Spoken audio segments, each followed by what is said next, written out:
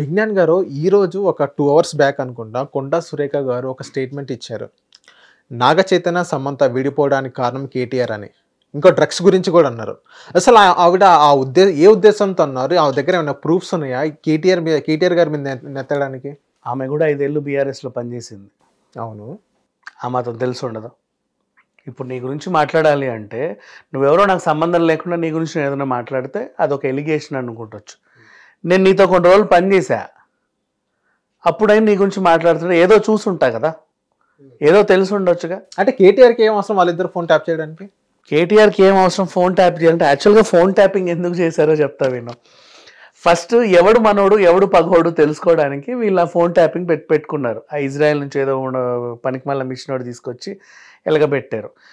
ఇది బయటికి పోకుండా ఉండడానికి మనోళ్ళు అనుకునే పోలీస్ ఆఫీసర్లు అందరినీ తీసుకున్నారు. ఇప్పుడు వాళ్ళంతా జైల్లో ఉన్నారు తెలుసు మనకి. సో వీళ్ళంతా ఎలగబెట్టింది ఏంటంటే ఎవడు ఎక్కడెక్కడి నుంచి డబ్బులు వస్తున్నాయో వీళ్ళ మెయిన్ టాస్క్. ఆ వ్యాన్లు పట్టుకుంటారు, బీఆర్ఎస్ వ్యాన్లను పంపించేస్తారు. ఈ ఫోన్ ట్యాపింగ్ విషయంలో ఫస్ట్ అడిగే ఇప్పుడు అదే మునుగోడు ఎలక్షన్స్, ఇంకేంటి దుబ్బాక ఎలక్షన్స్ అండ్ నాగార్జున సాగర్ దగ్గర ఎలక్షన్స్, ఇట్లా కొన్ని రీపోలింగ్లు అయ్యాయి కదా. అవును. అండ్ మన ఆయన ఎవరు ఈటల రాజేందర్ ఎలక్షన్స్, ఇవన్నీ టైంలో ఎవరు మనోళ్ళు ఎవరు పగలో తెలుసుకోవడానికి అని చెప్పి పెట్టుకోండి. ఫస్ట్ వీళ్ళ మెయిన్ ఫోన్లన్నీ ట్యాపింగ్ చేస్తే ఈటల మనోడు కాదు అని తెలిసింది. సో ఆయన్ని వెంటనే బర్తరఫ్ చేసేసాడు రాత్రి. ఓకే చేసావు. ఇప్పుడు ఈటలని రాత్రి బర్తరఫ్ చేయడానికి నీ దగ్గర రీజన్ ఏముంది? ఒక్క రీజన్ చెప్పాలి కదా. ఆ మంత్రి అవినీతి పరుడు, లేదా ఆ మంత్రి రాజద్రోహం చేశాడు, ఆ మంత్రి ఏదో చేశాడు, అవి నువ్వు చెప్పలే, బర్తరఫ్ అనేసావు అంతే.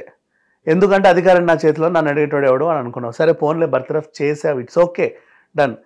దానికి ప్రత్యక్ష సాక్ష్యమే నీకేం తెలిసింది ఆయన గురించి? నాకు పలానా తెలిసింది. ఎలా తెలిసింది? ఆడు చెప్పాడు, ఈడు చెప్పాడు. ఆడబద్ధం చెప్పుండొచ్చుగా. అవును. ఈడబద్ధం చెప్పుండొచ్చుగా. లేదు ఏదో రికార్డింగ్స్ ఉన్నాయి, అవి ఫేక్ అయి ఉండొచ్చుగా. లేదు ఈటలో చెప్పిన వీడియోనే ఉంది, అది ఏ టెక్నాలజీతో ఈటల మొహం పెట్టుండొచ్చుగా. అయినా సరే నువ్వు ఎందుకు అంత గట్టిగా నమ్మావంటే నీ అంతటి నువ్వు ఆయన ఫోన్ ట్యాపింగ్ చేసావు కాబట్టి, నువ్వు సొంతంగా విన్నావు కాబట్టి బర్తరఫ్ చేసేసావు. సో ఫోన్ ట్యాపింగ్ అనేది జరిగిందనడానికి ప్రత్యక్ష సాక్ష్యమే ఈటల గారు. ఆ తర్వాత వాళ్ళకి నీళ్ళు నచ్చిన వాళ్ళందరినీ గెంటేశారు, అందరితో దూరంగా ఉంటున్నారు. ఆ ఫామ్ హౌస్లో కూర్చోవడం, సాయంత్రం పూట అన్ని ఫోన్ ట్యాపింగ్లన్నీ వినడం. నెక్స్ట్ టాస్క్ డబ్బులు సంపాదించడం. దీంట్లో ఎలా? బడా పారిశ్రామికవేత్తలు, బాగా డబ్బులు ఉన్న వాళ్ళు ఉంటారు కదా, వాళ్ళకి ఎరేయడం. అది ఏదో చిన్న కేసు ఉంటుంది వాళ్ళపైన, పాపం ఏదో ఒకటి, దాన్ని మెయిన్గా చూపించేసి వాళ్ళని బెదిరించేసి ఏదేదో చేసి ఆ డబ్బులను దోచేసుకోవడం, మళ్ళీ వీళ్ళని దగ్గర నింపుకోవడం. అదొకటి అయిపోయింది.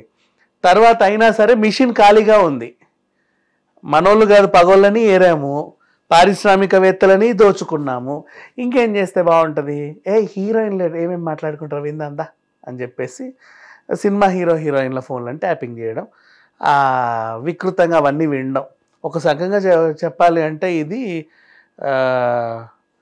ఎట్లా చెప్పనంటే ఆన్లైన్ అత్యాచారం అని చెప్పచ్చు. కేటీఆర్ చేసిన ఆన్లైన్ అత్యాచారం. హీరోయిన్ల ఫోన్ ట్యాపింగ్లో విన్నావు అంటే వాళ్ళ పర్సనల్ డేటా అంతా నువ్వు వింటున్నావు.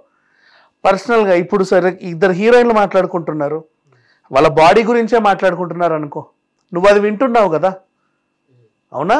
నువ్వు వాళ్ళ మీద లైంగికంగా నువ్వు వేధించినట్టే, వాళ్ళని ఆన్లైన్ అత్యాచారం చేసేసావు ఫోన్లో. పాపం దానికి ఏం చట్టం లేదు కాబట్టి నువ్వు బతికిపోయావు. నెక్స్ట్ అలాగే విన్న తర్వాత విన్నావు, ఇంకేం చేసావు? పక్క రాష్ట్రంలో కన్నేసావు, షర్మిల ఫోన్ ట్యాపింగ్ చేసి జగన్కి చెప్పావు మొత్తం, ఇట్లా చేసింది, అది చేసింది, ఇట్లా చేస్తుంది, అలా చేస్తుంది అని. అన్న చెల్లెలను విడగొట్టావు. Next governor Tamilisai phone tapping చేసావు. అసలు ఎన్ని చెప్పులతో కొట్టినా సిగ్గురాదు ఇట్లాంటి వాళ్ళకి, అంత నేరం చేసావంటే.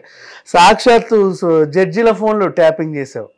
జడ్జెసే ఏం తీర్పులు ఇస్తారో, ఎవరితో మాట్లాడుతున్నారు, ఏం చేస్తున్నారని మహా సీనియర్ లాయర్ల ఫోన్లు ట్యాప్ చేసావు.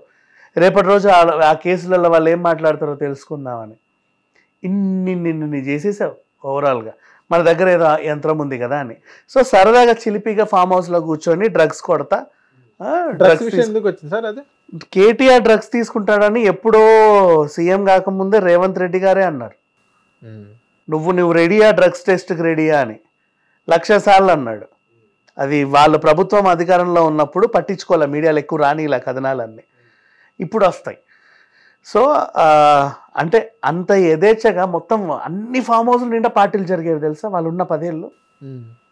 అన్ని ఫామ్ హౌస్లు పార్టీలే, పైగా వైన్ షాప్ లైసెన్స్ టైమింగ్ పెంచడం, బార్ టైమింగ్ పెంచడం, తాగుడే. వీళ్ళు 10 ఏళ్ళు వీళ్ళకి తాగుడు అనే దానికే మొత్తం వీళ్ళు. తెలంగాణ రాష్ట్రానికి రెవెన్యూ తీసుకురాబట్టి అదిగో టైమింగ్స్ పెంచి ఆ కోణంలో కూడా చూసి రెవెన్యూ తీసుకురారా బాబు, జనాలను సర్వనాశనం చేసి రెవెన్యూ. మరి అదే 24 hours పెట్టి ఇంకా ఆదాయం వస్తుందిగా. దేశంలో తెలంగాణ టాప్ అవుతుంది కదా. నువ్వు 24/7 పెట్టు, మొత్తం హుస్సేన్ సాగర్ చుట్టూ పబ్స్ ఓపెన్ చేయి, 24/7 పెట్టు, వస్తాయిగా. మరి డబ్బు సంపాదించాలంటే గంట, అది ఆదాయం పెంచుకోవడం అనరు. అండ్ నెక్స్ట్ అలాగే ఫామ్ హౌస్లలో పార్టీలు ఇవ్వడం, వీళ్ళు కూడా తాగి ఊగి తందనాలను ఆడిన వీడియోలు మనం బోల్డ్ చూసాం. ఇట్లా ఉన్నాయి. సో డ్రగ్స్ తీసుకుంటాడు అనేది నిజం. కొండా సురేఖ గారే చెప్పారు అంటే, వాళ్ళ పార్టీలో తిరిగిన ఆవిడే చెప్పింది అంటే ఎక్కడో చూసుంటుంది కాబట్టి చెప్పుంటుంది. సరే రేవంత్ రెడ్డి చెప్పాడు అంటే ఆరోపణ అనుకుందాం, ఆయనకి నాకు సంబంధం లేదు కాబట్టి. ఈయనతో తిరిగిన మనిషే చెప్తున్నారు కదా. మరి అలా కూడా ఆరోపణలు తీసుకురావచ్చు, ఆ పార్టీ నుంచో బయటకు వచ్చిన వ్యక్తి కాబట్టి చూసింది బయట చెప్పిందని కూడా అనుకోవచ్చు. ఆరోపణలు అంటే డైరెక్ట్గా ఎవరు వింటారు? నేను ఇప్పుడు నిన్నే అంట, నువ్వు డ్రగ్స్ తీసుకున్నాను నీ మొహం మీద అంట, నువ్వు ఊరుకుంటావా? నన్ను డిఫెమేషన్ కేసేవు ప్రూవ్ చేసుకుంటావుగా. మరి ఆమె అంత ధైర్యంగా చెప్పింది, మంత్రి హోదాలో ఉన్న మనిషి అంత ధైర్యంగా మాట్లాడింది. మంత్రి పదవి పోద్ది డిఫెమేషన్ వేస్తే, ఆమె రాజీనామా చేయాల్సి వస్తుంది ఆయన డిమాండ్ చేస్తే. అవునా? స్పీకర్కి దగ్గర సమాధానం చెప్పుకోవాల్సి ఉంటుంది. దెన్ అంత ధైర్యంగా చెప్పిందంటే ఏదో ఉండబట్టేగా. అవును. అండ్ నెక్స్ట్ అలాగే వీళ్ళు ఇప్పుడు heroine phone tapping Samantha Naga Chaitanya విషయానికి వస్తే, ఇలాగే ఫోన్లు ట్యాపింగ్లు చేయడం, వాళ్ళ గురించిన సమాచారం అంతా సేకరించడం, వేరే వేరే వేరే వేరే వాళ్ళకి పెట్టడం, ఈ వికృత ఆనందాన్ని కూడా పొందారు. దీనివల్ల చాలామంది హీరోయిన్లు పెళ్లి చేసుకొని వెళ్ళిపోయారంట, కొంతమంది ఏమో విడిపోయారంట అని ఈవిడ చెప్పింది. నిజం ఉంది కాబట్టి చెప్పుంటుంది. ఒక మంత్రి హోదాలో ఉన్న ఒక మహిళ పైగా మంత్రి హోదాలో ఉండి ఎన్నో సంవత్సరాలుగా ప్రజాసేవలో ఎమ్మెల్యేగా మంత్రిగా పనిచేసినంట ఆవిడ. వాళ్ళ ఆయన కూడా పవర్ఫుల్ లీడర్. అంత పవర్ఫుల్ లేడీ సింపుల్గా ఊరికే ఎవరి మీద ఎలిగేషన్ పాస్ చేయదు. ఇప్పుడు కేటీఆర్ మీద బురద జల్లాలంటే ఆవిడ అధికారంలో ఉంది, అరెస్ట్ చేయాలన్నా 5 నిమిషాలు పడదు. అవునా కదా చెప్పు? అంతే. అరెస్ట్ చేయాలని 5 నిమిషాలు పడదు. ఈయన మీద బురద చల్లాల్సిన అవసరం ఏంటి? ఏదో ఉంది కాబట్టి చెప్పింది ధైర్యంగా. ఓకే, అది సంగతి. సో ఉందనే అనుకోవచ్చు, 90% నమ్మొచ్చు, పెద్ద విషయం ఏం లేదు దాంట్లో. థ్యాంక్ యూ విజ్ఞాన్ గారు. హిట్ టీవీ యాప్ ని డౌన్లోడ్ చేసుకోండి. ఇందులో short news, live news, entertainment movies అన్ని అవైలబుల్ గా ఉన్నాయి. Please download hit TV app. Hit TV app hit TV app ని ఫ్రీగా డౌన్లోడ్ చేసుకోండి.